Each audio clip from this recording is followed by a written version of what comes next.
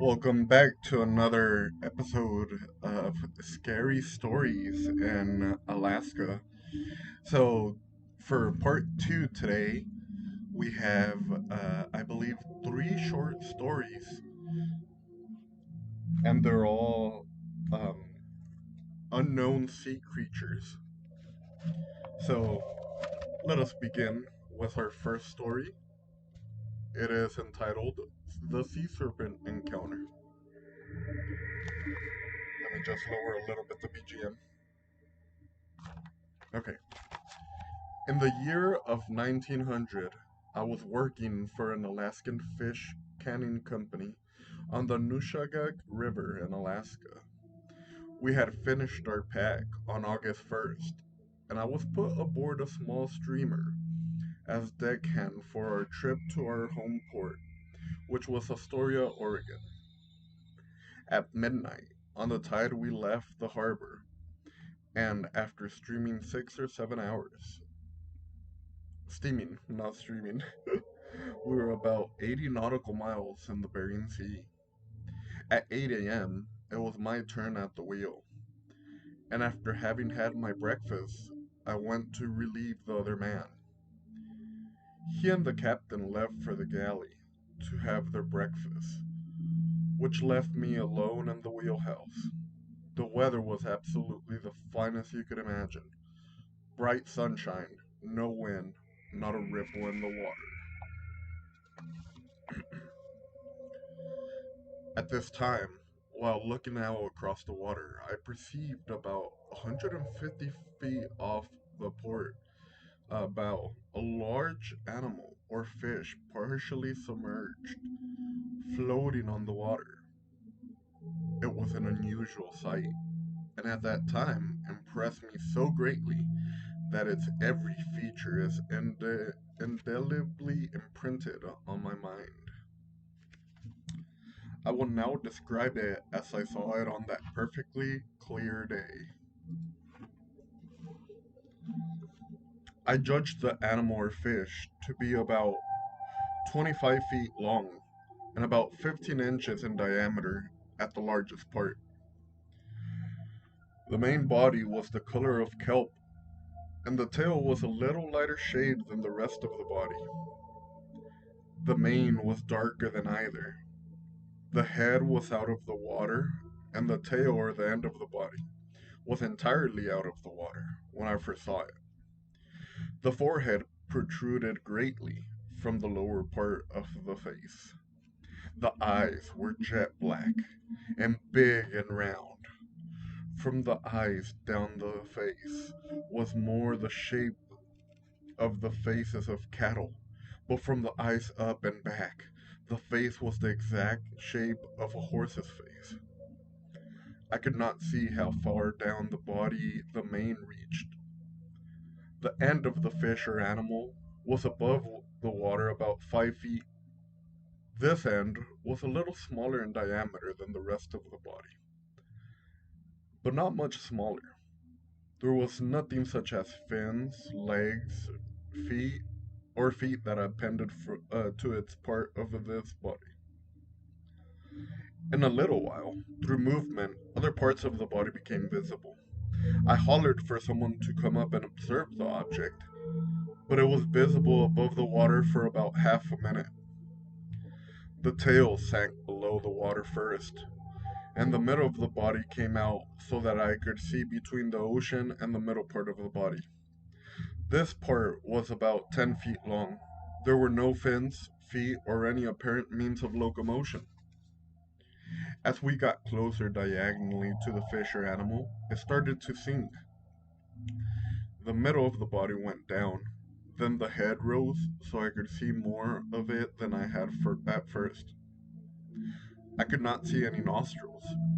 The whole animal then sank smoothly. There was not a ripple on the water. The last to disappear was the end of the tail, then the snout, then all was calm. About that time, the skipper came up and wanted to know what I was hollering about. I knew that it was no avail, as there was no way to prove what I had seen. So I said, "Oh, nothing, just something I saw." The sight was so strange and clear that it seems best that I record it.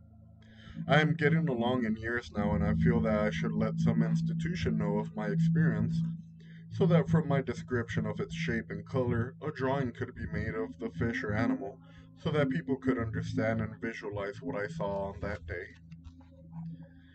And that's the end of our first story for tonight.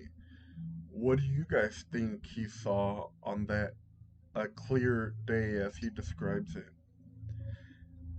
Is it possible that even after 100 or so years, that creature is still out there?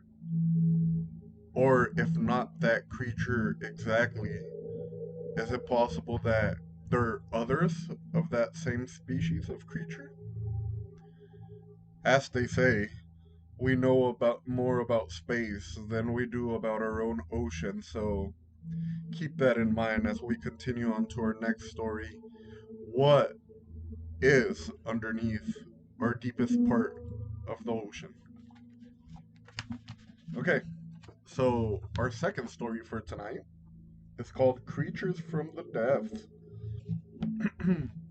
Frank Reed has spent many years at sea on sailing vessels, and had seen many strange sea animals, but he had never seen anything before or since that compared to the creature he saw in southeastern Alaska several summers ago. At that time, Mr. Reed was a watchman on a fish trap and lived in a shack on the beach. On this particular day, he was working on his boat, anchored somewhat down from the trap. He heard an unusual amount of splashing, but thought it was the fish trying to escape the trap. The noise was so persistent that Reed turned toward the trap and was astounded to see the most amazing sea creature that he had ever seen. It was tearing at the trap netting with long, curved claws. He watched the creature for several minutes, long enough to get a detailed image in his mind. The thing had a round head, approximately the size of a human head, which it held stiffly erect as it tore at the netting. The neck was about the same proportions to the head. The shoulders were narrower than the shoulders of a man, and the body tapered down to a serpent-like tail. The arms were about the size of the arms of a large man and ended in claws approximately 4 or 5 inches long. Suddenly, the creature sighted Reed. It loosed its hold on the net and dropped instantly into the water. Then the most astounding thing happened. The sea creature surfaced a few feet from the trap and swam away at a very rapid rate. It did not swim or dart like a fish, but made long, powerful overhead strokes with those powerful arms, much like a swimmer. Frank Reed never saw that Gorgonian creature again. He said he regretted ever since that he did not take a picture of the thing as it tore at the fish trap, but he was so dumbfounded that it didn't occur to him until after the creature had disappeared. So that's the end of our second story for tonight, and as you see, it's definitely not the same creature that we encountered on our first story, but it is still in Alaska. So, what mysteries does the ocean in Alaska hold that people have yet to uncover? Anyways, moving on to our third story of tonight, the attack of the sea cobra. So, yet another sea creature. Here is the story as related by these two daring hunters. When we had reached a spot nearly across the mouth of Lucin Creek, which flows into the Gastineau Channel, began Jack Ross, Mr. Keller expressed a desire to go ashore and look up some old landmarks that he had established on a former pedestrian cruise around the island. Keller was about to go ashore when he espied two large eagles perched upon a hemlock tree nearby. He instantly seized his rifle and shotgun and started in pursuit of them. But he had no sooner set his foot on shore when his attention was attracted by an unusual noise. And on looking around a sight met his eyes, that paralyzed him and caused him to drop his weapons. On my port quarter, continued Keller, about 3/4 of a mile distant, there loomed a swaying neck and head of a monster unlike anything I had ever seen or dreamed of in all my life. I have had some terrible experiences, and I have had some terrible experiences. With its head more than 10 feet in the air, the monster was swimming directly towards us with fearful velocity, while the mighty throes of his extended body emitted a sound not unlike that caused by the pounding of a sidewheel steamer's pedal. My first impulse after regaining my self control, continued Mr. Keller, was to reach for my shotgun. But in my excitement, I had strayed some 20 yards from where I had dropped my arms. I had miscalculated the speed of the great serpent. While some distance from my gun, I heard a howl of agony from Jack, and looking over my shoulder, I instinctively fetched a shriek of horror and despair. While I was going less than 20 feet, the monster had glided up and pounced upon Jack. Now, Jack, as you know, weighs fully 150 pounds. His green eyed captor was holding him in his mouth more than 20 feet in the air. I don't know how I reached for the gun, but in less time than it takes to record it, I had seized the gun and sent a heavy charge of buckshot into the creature's belly, about where it emerged from the water. A visible tremor passed through his body. His head fell down, bringing Jack down with frightful velocity. The poor fellow was hurled against the side of the boat with a force, as I thought, that would kill him instantly, and landing the axe he had in his hand far out on dry land. It was now apparent that my shot had not only wounded the monster, but had angered him to a rather dangerous and alarming degree. Instantly his head was again on high, deafening hisses from his throat, and the waters for 100 feet seaward were churned into foam by the horrid writhing of his body. Again I raised my gun and discharged the other barrel. If my first shot had angered him, my second shot worked him into a frenzy that knew no bounds. Throwing back his great hooded head in true serpentine style, he began to strike at our boat, at one time fastening his jaws upon our starboard gunwale. He quickly wrenched off a piece of solid timber 5 feet long and 2 inches thick, as easily apparently as a man would a piece of paper. Throwing his body into a series of great vertical coils, 8 feet in diameter, he completely encircled the boat, and with one constriction crushed it into a shapeless mass. After crushing the boat, the monster did not immediately uncoil himself, but lay some minutes with fragments still in his embrace, while his ever restless tail whipped the surface of the sea.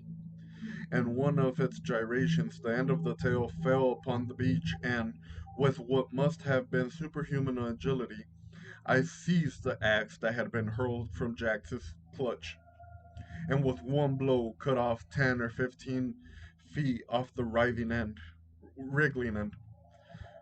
I was esteeming this a most valuable prize, but before I could secure it, the slimy mass wriggled into the water and was lost. From this time, the great monster evidently began to weaken from loss of blood, which was pouring in streams from its head and the wound given him by the axe. Slowly regaining his normal position in the water, the creature withdrew toward the open sea and was soon out of sight. When I first saw him swimming squarely abreast of me, I should judge from the elevated head to where the sea was lashed by the end of his tail. The distance was 200 feet. The great flattened head was hooded like that of an East Indian cobra, and from the tip of the nose, the insertion of the neck would have measured 5 feet. The head was fully 3 feet wide, but appeared to be deficient in vertical depth. The eyes were set just forward of the hooded appendage, and were as large as the eyes of an ox. But there were no indications of a dorsal fin or rudimental feet, as have been attributed by some former observers to the so-called sea monsters, but Jack claimed he had very large horns. After several hours of work and administering several doses of medicine, Jack was brought around all right. From the nature of the wounds inflicted upon Jack, it was apparent that the monster was not venomous. And that's the end of our third story for tonight. We have one last final story. Again, another sea creature, which has been the theme of tonight's episode. So, the death of the sea serpent. The Territorial Fish Commissioner A.J. Sprague was a witness to the following sighting. Sprague was out on official business on the Jacobi accompanied by the owner of the latter, Captain Tom Smith.